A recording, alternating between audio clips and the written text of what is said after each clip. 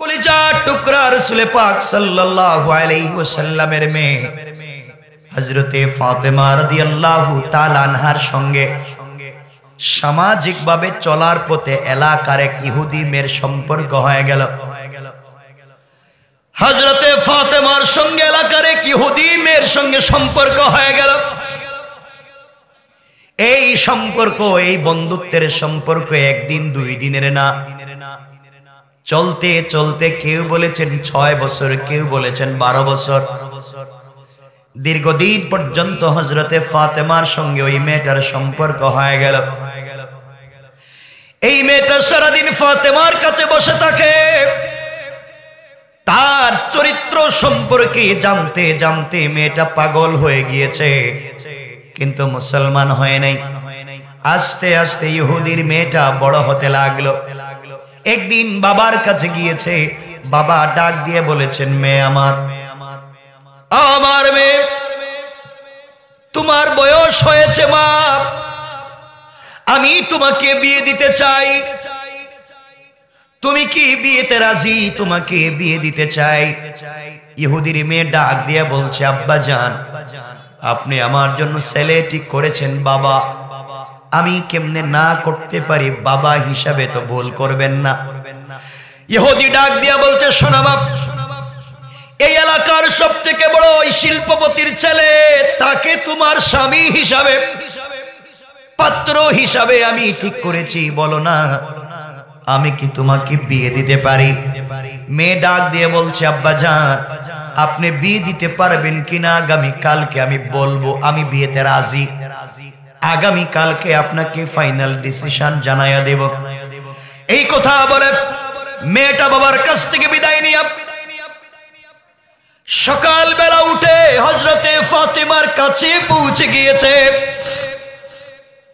ডাক দিয়া বলেছে, বোনরে, তোমার কাছে আমি জানতে চাই, এই পৃথিবীতে সব থেকে বড় সিদ্ধান্ত নেওয়ার জন্য এসেছি, আমার লাইফের সব থেকে বড় ডিসিশন নেওয়ার জন্য এসেছি।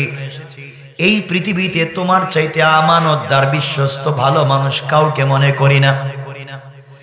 আমার বাবা আমাকে বিয়ে দিতে চায়, আমার বাবা আমাকে বিয়ে দিতে চায়।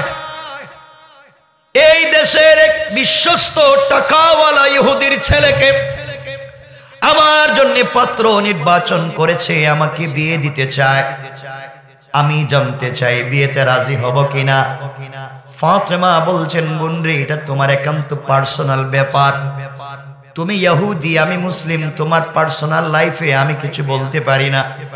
মেয়ে ডাক দিয়া বলছে, ফাতেমা, আমার পার্সোনাল বিষয় হতে পারে, কিন্তু আমি জানি এই পৃথিবীতে তোমার মতো বিশ্বস্ত আমার আর কেউ নাই। তোমার কাছ থেকে আমি পরামর্শ নিতে চাই, বিয়ে করব কিনা। ফাতেমা এবার বলছেন, বোন শোনো, আমার মন বলছে এই পৃথিবীতে কোনো বাবা চায় না তার মেয়েকে খারাপ জায়গায় বিয়ে দিতে, কোনো বাবা তো চাইবে না। আমার মন বলছে তোমার বাবা যেখানে ঠিক করেছে ওখানে বিয়ে করো, তোমার মধ্যে কল্যাণ থাকতে পারে।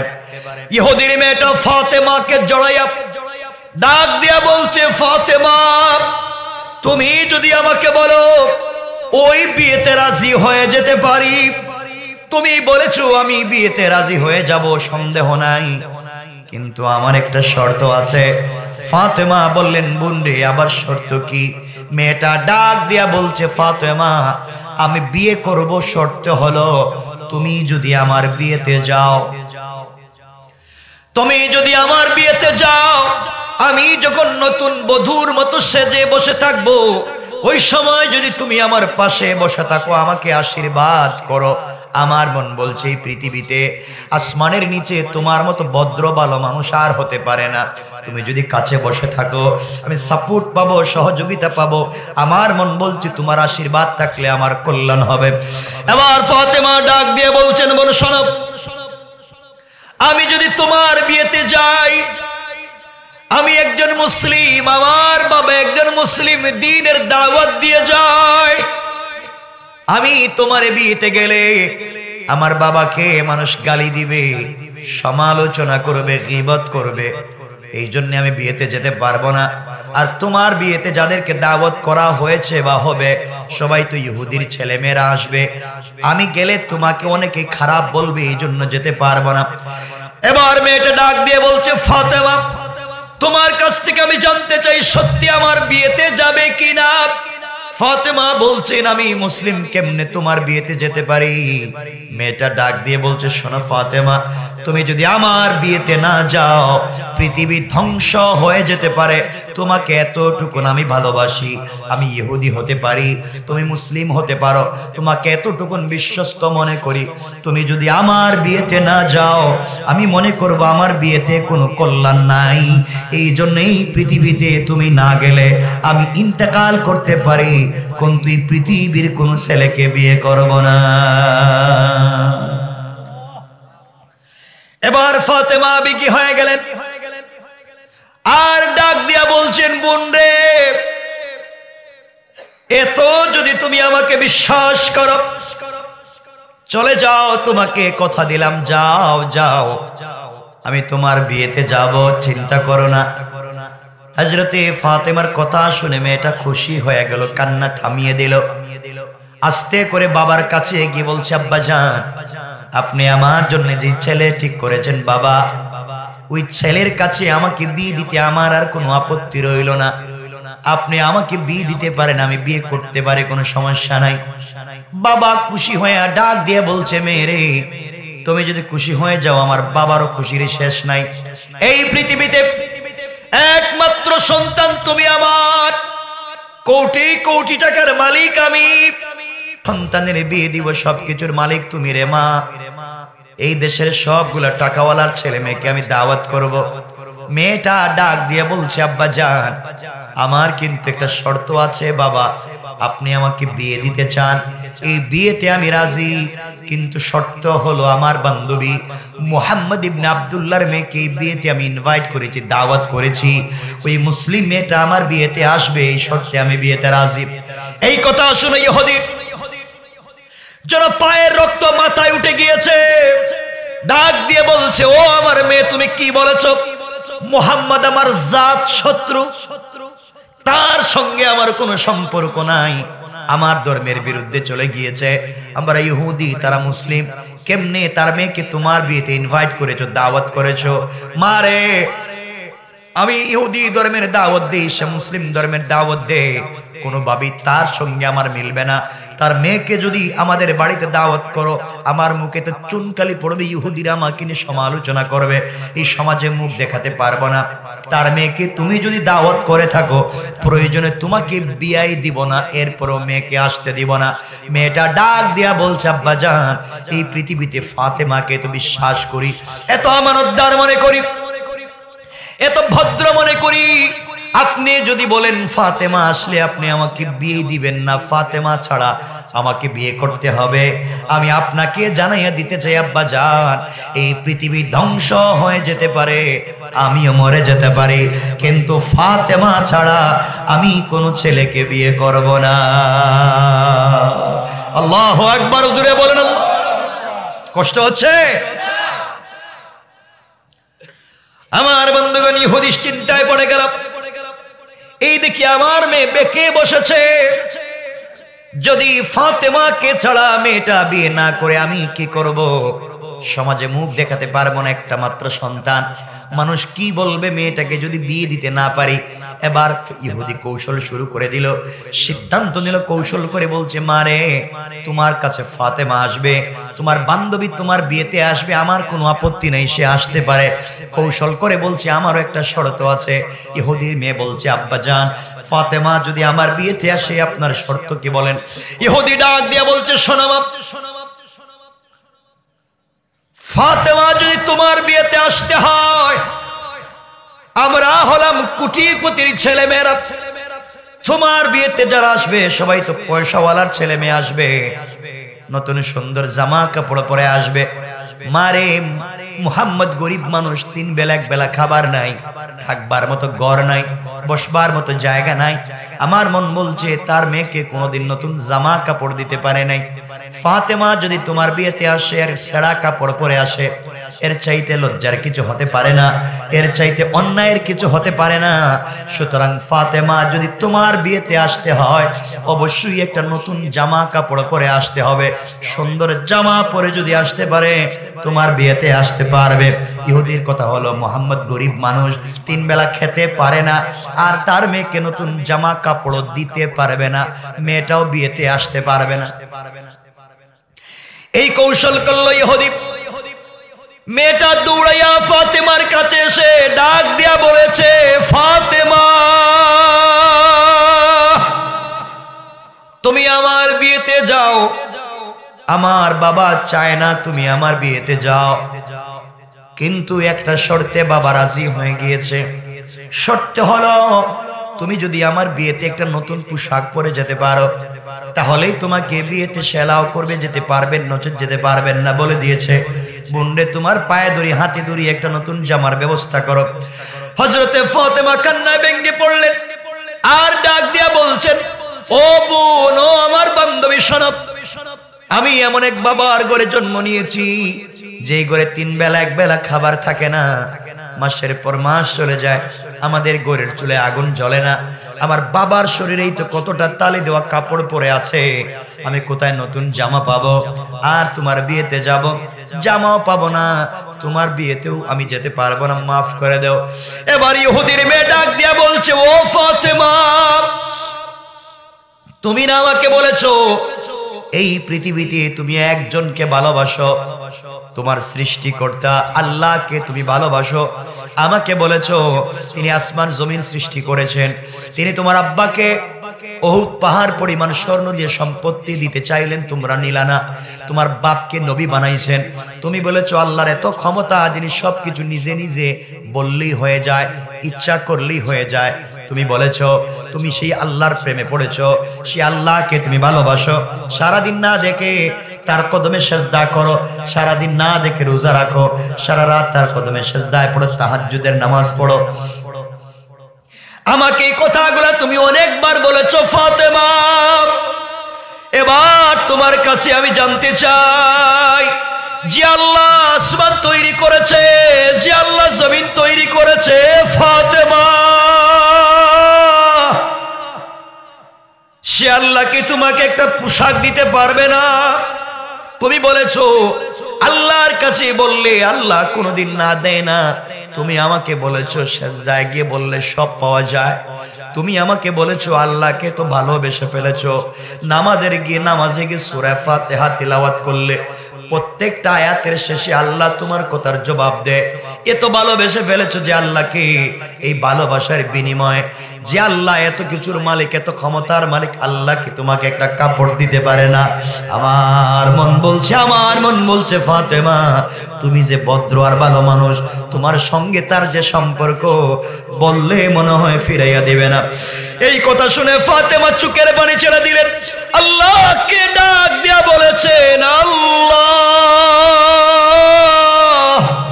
এই জীবনে ফাতেমা তোমার কাছে কিছু চায় না। আয় আল্লাহ তাআলা, আমি ইহুদির মেয়ের বিয়েতে যেতে চাই। আয় আল্লাহ, এতদিনের সম্পর্কে তোমার কাছে কিছু চাইলাম না, আজকে আমি কিছু চাইবো, তুমি যদি আমাকে না দেও মনে করব তুমি আমাকে পছন্দ করো না, ভালোবাসো না। এতদিনের সম্পর্ক মনে করব আমি একা একাই তোমাকে ভালোবাসি।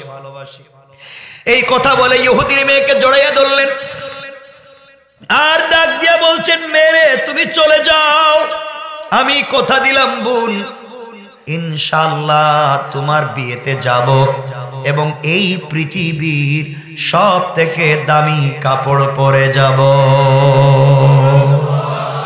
সুবহানাল্লাহ, জোরে বলে।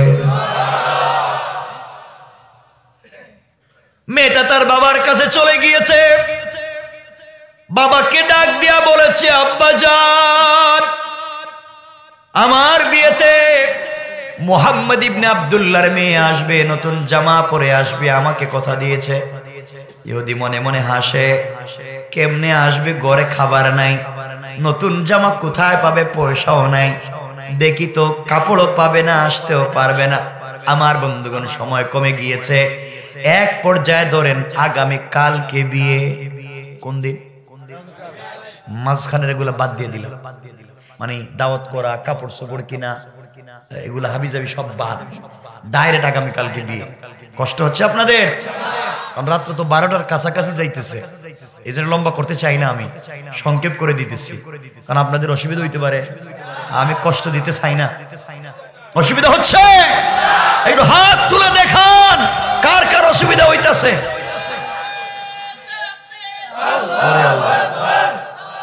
খাইছে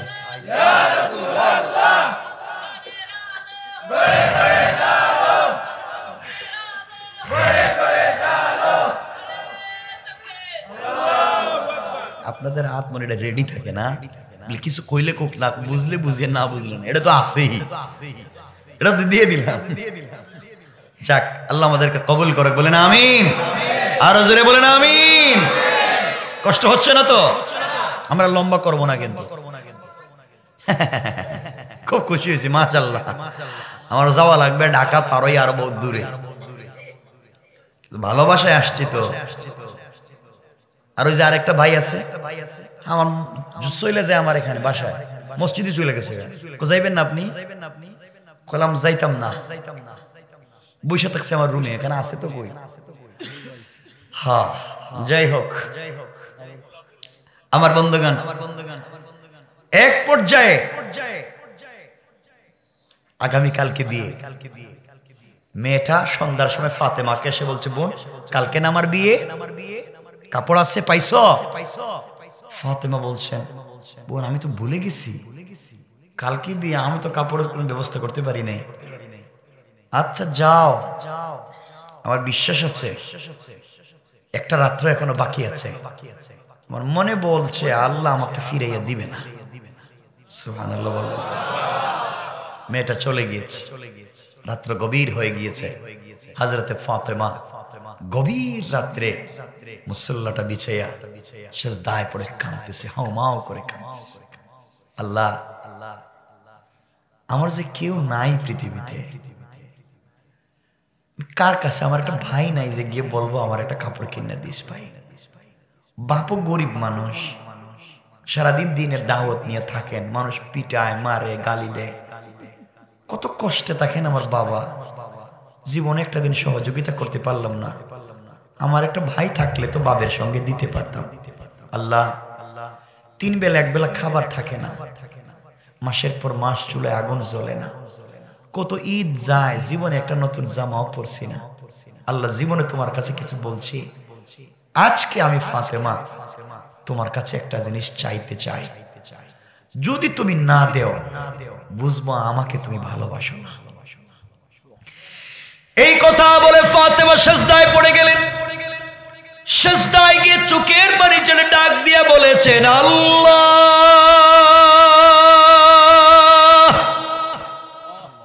এই দুনিয়ার জমিনে তোমাকে কোনোদিন কিছু বলি নাই, চাই নাই,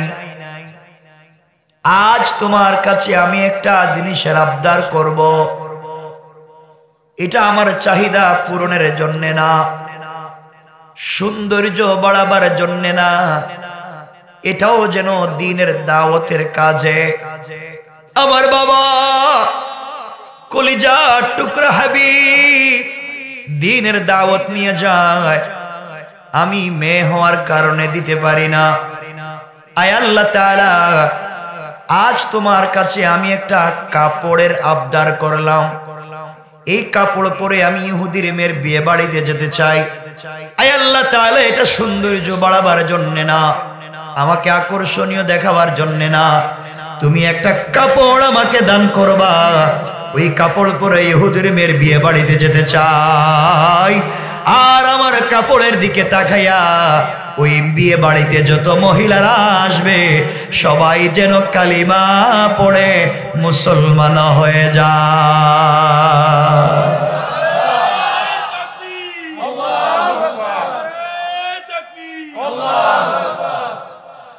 হযরতে ফাতেমা চোখের পানি ছেড়ে ছেড়ে ভাবে কান্না করে করে সাজদা থেকে মাথা উঠাইয়া মুসল্লা রেখে দিয়ে চোখের পানি মুছলেন।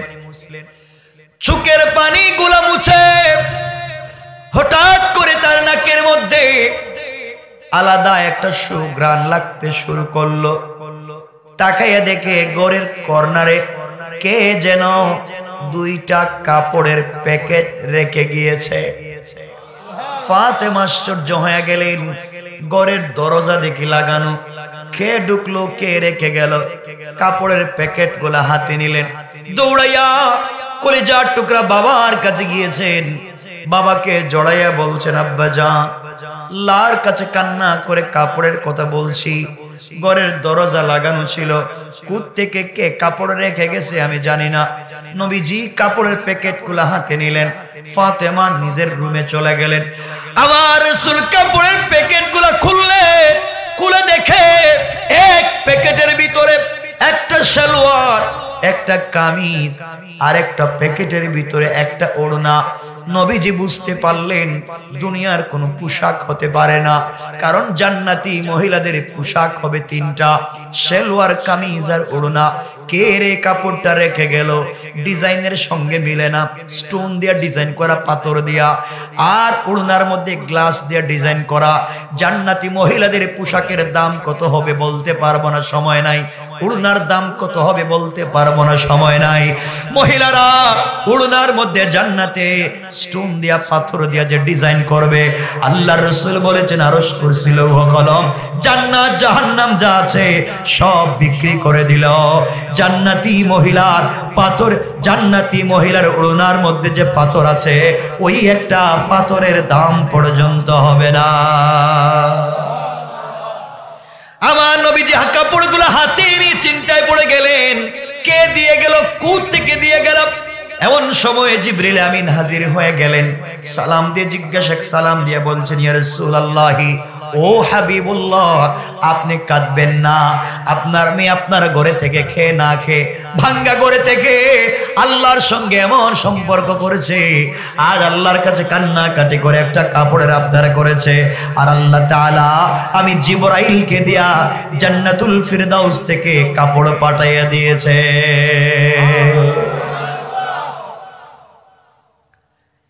নবীজি ফাতেমাকে ডাকলেন, ডেকে বলছেন, মা, তুমি যে আমার এই ভাঙ্গা ঘরে থেকে আল্লাহকে এমন সম্পর্ক করছো, মা, এই যে তুমি কাপড়টা পরো, আগামীকালকে বিয়েতে যাইও, পর্দার সাথে যাইও। নবীজি বলে দিলেন। এখানে অনেক কথা আছে, রাসূল কেন পর্দার কথা বললেন? ফাতেমা কি পর্দা করেন না? অবশ্যই। এখান থেকে জাতির শিক্ষা কি, এখান থেকে লম্বা আলোচনা। রাসূল কেন বললেন? কারণ রাসূল ভালো করেই জানতেন যে মহিলারা যেদিন নতুন জামা কাপড় পরে ওদিন কিন্তু আর পর্দা করে না। কথা বলে না কেন? যেদিন বিয়েতে যায়, বিভিন্ন পার্টিতে যায়, নতুন পোশাক পরে, ওদিনকে খুব পর্দা করে যায়। আমার বন্ধুগণ, তো সংক্ষেপ কথা, রাসূল পাক বলছেন, মা, আগামী কালকে বিয়েতে যাইও, পর্দার সাথে যাইও। একে তো ফাতেমা রাসূল পাকের মেয়ে, যাকে আল্লাহ সাইয়্যিদাতুন নিসাই আহলিল জান্নাহ বানাতে চায়, জান্নাতি মহিলাদের সরদারনি বানাতে চায়, যাকে আল্লাহ সাইয়্যিদা শাবাবি আহলিল জান্নাহ, জান্নাতি যুবকদের সরদার হাসান হুসাইনের মা বানাতে চায়, যাকে আসাদুল্লাহিল গালিব, বিজয়ী বাঘ হযরত আলীর স্ত্রী বানাতে চায়, সে কি কম সুন্দর? হযরত ফাতেমা একে তো রাসূলের মেয়ে, পরেছেন জান্নাতি কাপড়, নূরুন আলা নূর, মনে সৌন্দর্য বের হচ্ছে। আল্লাহু আকবার। হযরত ফাতেমা জান্নাতি পোশাক পরে ইহুদির মেয়ের বিয়ে বাড়িতে, যে বাড়িতে, যে রুমের ভিতরে মেয়েটাকে নতুন বধূর মতো সাজিয়ে অর্নামেন্ট জুয়েলারি দিয়ে রেখে দেওয়া হয়েছে, হযরতে ফাতেমা ঘরের ভিতরে প্রবেশ করলেন। করতে দেরি হয়েছে। পুরাটা ঘর, পুরাটা বাড়ি জান্নাতি পোশাকের মিশকে আম্বরের গ্রানে মুখরিত হইতে দেরি হয় নাই। আর পুরাটা বাড়ি জান্নাতি কাপড়ের আলোতে সাথে সাথে বিনা লাইটে আলোকিত হয়ে গিয়েছে। সুবহানাল্লাহ, জোরে বলেন। সকল মহিলারা সব বাদ দিয়া ফাতেমার কাপড়ের দিকে তাকায় আছে। ফাতেমা গরিব মেয়ের বাপ, গরিব বাবার মেয়ে, এত সুন্দর কাপড়, এই ডিজাইনও তো কোনো মার্কেটের সাথে মিলে না। এই ডিজাইন কোথায় পাইলা? স্টোন দিয়ে ডিজাইন করা, গ্লাস দিয়ে ডিজাইন করা, কাপড়ের সুতা পর্যন্ত চিনি না। ফাতেমা, এত সুন্দর কাপড়, কি পারফিউমের গ্রান, কি ডিজাইন করা আলোকিত হয়ে গিয়েছে, এত দামি কাপড় কোথায় পেয়েছো? ফাতেমা একটু মুস্কি হেসে বলছেন, এটা কিনে আনছি। সুবহানাল্লাহ নাই? একটু জোরে কন্যা। মহিলারা কিনে আনছো? গরিবের মেয়ে, তো দামি কাপড় কেমনি কিনলা? কিনে আনছি মানে আমি গরিব হইলে কি হইছে? আমার সাথে একজনের প্রেম আছে, হে আমারে দিছে। আপনারা মনে করতেছেন বল্টুর ছেলের সাথে মনে হয়? আরে আমাদের দেশে যে কন্ডিশন, হেই ওয়াজ করলে তো মাথা খারাপ হয়ে যাবে। বাবা যদি বলে, মা তোমার জন্য পারফেক্ট, খুব ম্যাচুরড একটা ছেলে তোমার জন্য ঠিক করেছি, ভালো ভদ্র, তুমি বিয়েতে রাজি? আই এম সরি বাবা, ডোন্ট ডিস্টার্ব, আমাকে এই ব্যাপারে কথা বললেন না, আমি এখন ম্যাচুর ইউনিভার্সিটিতে পড়ি, আপনি আমার জন্য ছেলে ঠিক করছেন, আমি তো বল্টুর ছেলে, হয়তো বল্টুর ছেলে ইস পল্টু, এর সাথে তোমার 5 বছর আগের সম্পর্ক, ওটা লন্ডন থাকে, আসলে আমি যামুগা। নাওজুবিল্লাহ কইতেছে। আরে নাওজুবিল্লাহ তো আমি জানি, শুধু যদি আইসা বলে আমেরিকা থেকে আসছে, লন্ডন থেকে আসছে, এই দেশের ফাস্ট ফুড, তোর বিয়ে আসেনি, 4-5টা বউ থাকলে কয় আমার মেয়েটারে লইয়ে জায়গা, কথা কন না কে রে? কি পাইছেন আপনারা? এগুলা কি পেয়েছেন? মানুষের জীবন যৌবন বিসর্জন করে শুধু দুনিয়া দুনিয়া বাদ দাও, আল্লাহর জন্য হয়ে যাও, আল্লাহ দুনিয়াকে তোমার পায়ে ফেলে দিবেন, পায়ে। ঠিক কিনা বলেন?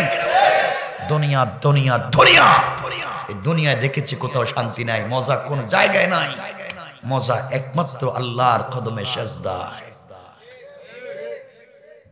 হযরতে ফাতেমা বলছেন, কাপড় তো কিনে আনছি। মহিলাদের জিদ কম না বেশি? বলেন একটু। মহিলারা বলছে, ফাতেমা এত দামি কাপড় কোন দোকান থেকে কিনছো বলো? ফাতেমা বলছেন, আমি যে দোকান থেকে কাপড় কিনছি তোমরা সেই দোকান চিনবা না, এটা আমি চিনি, তোমরা চিনবা না। যেই মহিলা জিন্দেগিতে ঘর থেকে বাইরে হইল না, হে মার্কেটও চিনি, দোকানও কই চিনি, আমরা চিনতাম না। ও ফাতেমা কি কো? আমরা এই দেশের সব দোকান চিনি, সব মার্কেট চিনি, এবং মার্কেটের সিফা গল্লি চিনি, কোন জায়গায় ফুচকা পাওয়া যায়, কোন জায়গায় ছটপটি পাওয়া যায় এটাও চিনি, মার্কেটের ম্যানেজারের নম্বরও আমাদের টেলিফোনে আছে। কথা কয় না কে রে? বাংলাদেশের মহিলার যে অ্যাডভান্স রে বাবা, জামাই টেলিফোন নাম্বার নাই, কিন্তু ম্যানেজারের দোকানের নাম্বার রাখছে। কথা কন না কে রে? অনলাইনে অর্ডার করে কাপড়, ঠিক আছে নি? আর মাঝে মাঝে স্বামীর নিয়ে মার্কেটে যায়, স্বামীও তো এটা কেমন হয়ে গেছে মুরগা, বউরে নিয়ে মার্কেটে যায়, আর বউ দেখবেন একবারে আলতা আলকাতরা লিপস্টিক, হিল, জুতা, চুল রে ডিজাইন করছে, হাতে মেহেদি দিছে, 3/4 প্যান্ট আর সেন্ডু গেঞ্জির মতো একটা কাপড় পরছে, ব্যাগ একটা নিচে নিয়ে মার্কেটে যাইতেছে, আর স্বামী বেচারা হে বউর পিছনে বাচ্চা একটা কুলে নিয়ে করতেছে, হে করতেছে, আর বউ মার্কেটে। কথা বলেন না কেন? এগুলো আছে না নাই? সমাজ কত খারাপ হয়ে গেছে। 12টা কিন্তু হয়ে গেছে, 12টা হয়ে গেছে, কিন্তু গেল আসেনি ভাই, আমি রেখে দিব, কিন্তু লম্বা হয়ে যেতেছে, আমি অনেক দূরে যাবো তো। আর শোনেন, সিলেলে কাজ হইতো না, এটা নির্বাচন না, এটা নির্বাচন না। কষ্ট হচ্ছে? আরে তাবারও ঠান্ডা হয়ে যেতেছে, বউ তাকে প্যাকেটিং করছে, খাইতেন না? ওরে আল্লাহ রে, খাইতো না কয় চাচা। আমার বন্ধুগণ, কথা লম্বা না, শুনেন, বেশি লম্বা করবো না, আর আমি কথা বলবো, কিন্তু যখন রেখে দিব আপনারা বলবেন না হুজুর সালাম। যদি কথা দেন তাহলে ওয়াজ করব। আমি যদি এক জায়গায় গিয়ে রেখে দেই আর বলবেন না হুজুর চালান, ঠিক আছে তো? বলেন না ঠিক? এটা না ওয়াদা। এই তো জায়গা মতো আইছে ওয়াদা। এটা হাদিস শোনাইয়া দেই, রাসূল বলেছেন ওয়ালা দীনা লিমান লা আহদা লা, যারা ওয়াদা দিয়া ওয়াদা রাখে না এদের কোনো ধর্ম নাই। এর মানে হলো ওয়াদা দিবেন, উল্টা পাল্টা করলে কিন্তু বিপদে পড়বেন। কানে সালাক আপনারা, আমিও সালাক আছি কম না। এখন ওয়াজ শুনেন, কতক্ষণ ওয়াজ করে কয়েক মিনিট। আমার মুসলমান বন্ধুগণ গভীর মনোযোগ। এবার ফাতেমা বললেন, শোনো মহিলারা, আমি যেই দোকান থেকে কাপড় কিনেছি সেই দোকান তোমরা চিনবা না। যে মার্কেট থেকে কাপড় কিনেছি ওই মার্কেটে তোমরা চিনবা না।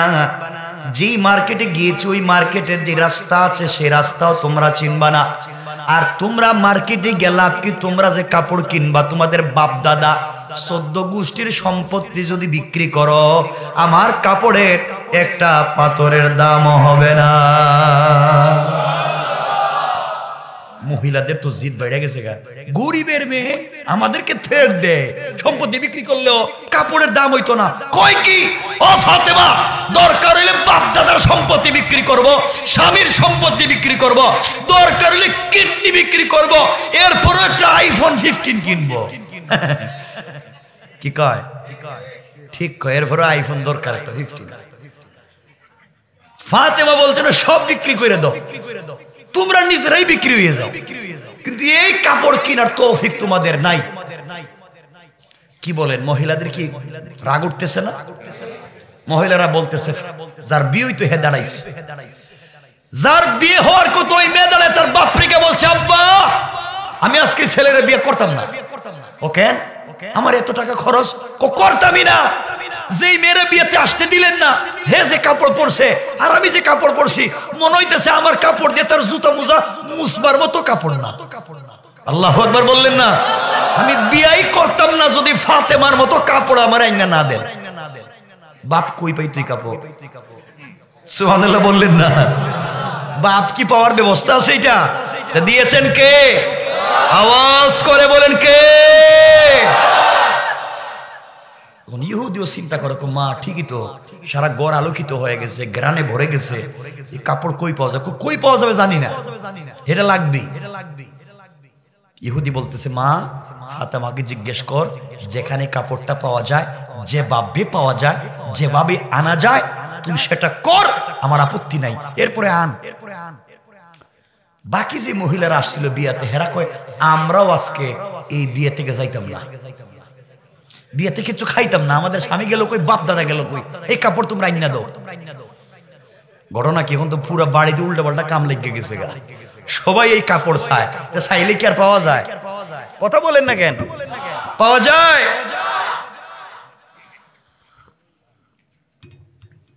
ফাতেমা বলছেন, সত্যি কি তোমাদের এই কাপড়ের দরকার? দরকার মানে কি? কয় শুনো, ওটা আমার বাপ কিনে দেয় নাই তো। বলে কে কিনে দিছে? কয় কিনে দিছে কে?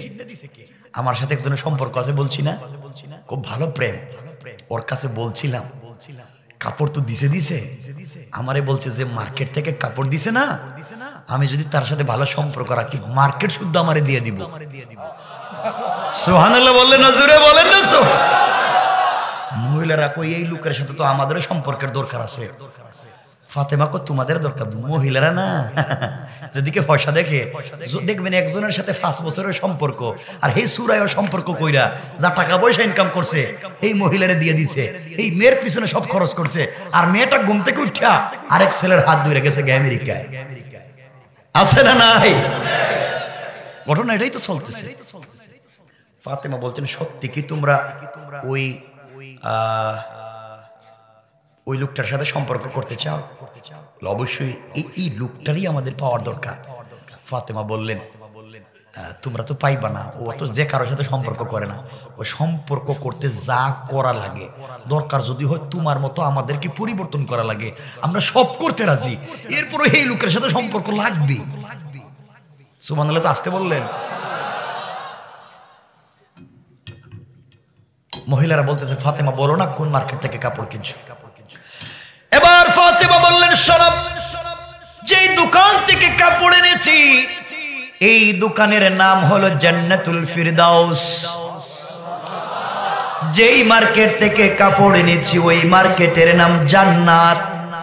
আর ওই মার্কেটে যেই রাস্তা দিয়ে যাওয়া লাগে ওই রাস্তার নাম হলো ইহদিনাস সিরাতাল মুস্তাকিম।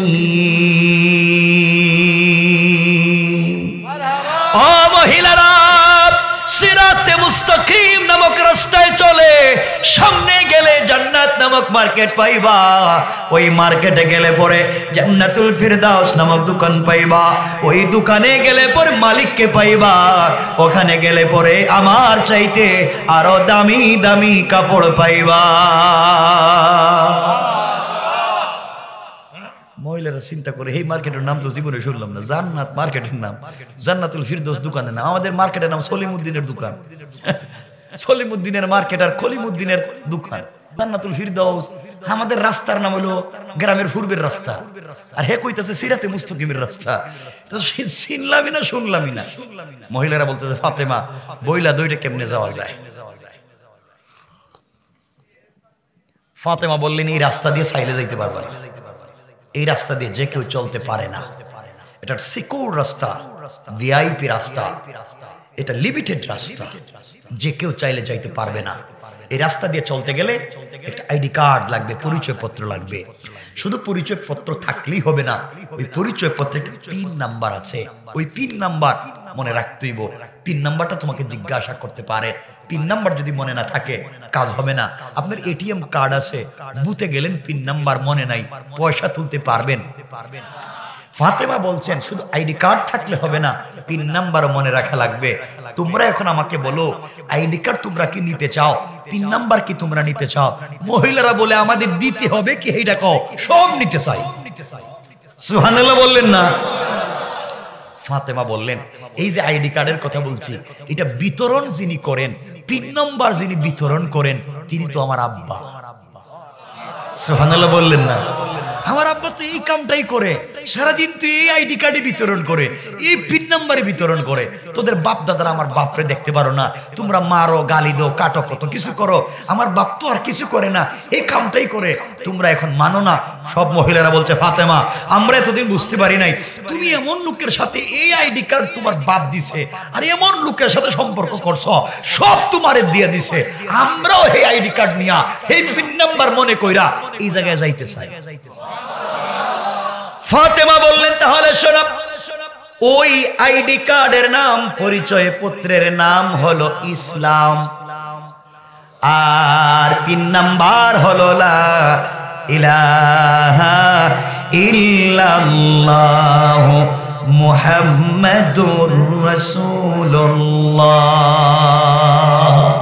ও মহিলারা, ইসলাম নামক আইডি কার্ড ধারণ করে লা ইলাহা ইল্লাল্লাহ নামক পিন নাম্বার যদি মনে প্রাণে রাখতে পারো রে, এই দুটা জিনিস সঙ্গে নিয়ে সামনে চললে সিরাতে মুস্তাকিম নামক রাস্তা পাইবা, সামনে গেলে জান্নাত নামক মার্কেট পাইবা, ওখানে গেলে জান্নাতুল ফিরদাউস নামক দোকান পাইবা, ওখানে গেলে পরে আমার চাইতে দামি দামি কাপড় পাইবা।